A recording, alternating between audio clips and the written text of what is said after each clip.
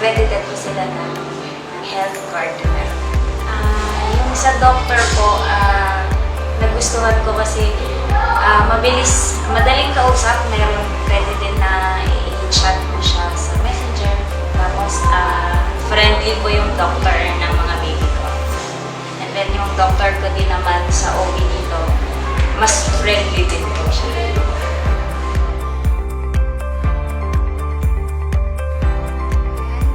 Go.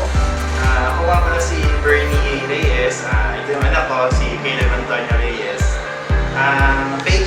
Pedya ng anak ko si Dr. Abby. Kaya kami lagi dito nagpapa-check up kasi si Dr. kasi ayos naman kausap kahit nasa bahay kami. Through online, sumasagot, napakabilis.